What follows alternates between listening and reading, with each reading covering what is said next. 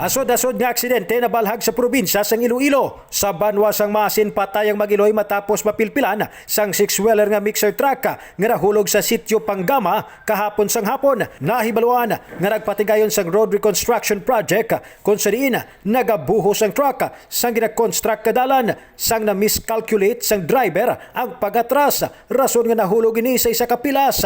Bangod sa kahadlok, naglumpat halin sa truck ang asawa sang driver upod ang ila 8 anyos ka bata nga babayi. Gindala pa sa ospital ang Magiloy apang gindeklarar ang mga ini nga dead on arrival.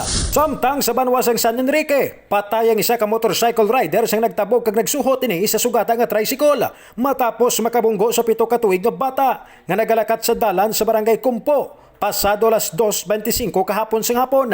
Ginkilalang biktima kay Vincent Celis, 29 anyos, kag residente sang barangay Imbang Pequeño sa nasambit nga Banwa. Maswerte naman nga wala na tama ng bata nga gilayon nga gindapatan sang pagbulong.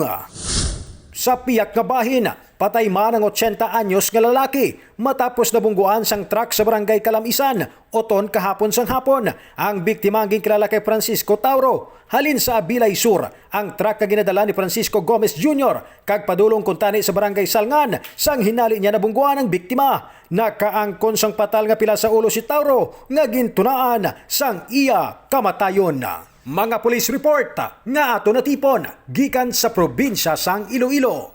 Ray Umalay, nagabandera sa matudtod nga serbisyo publiko kag kalingawan sa Iloilo. Radyo Bandera.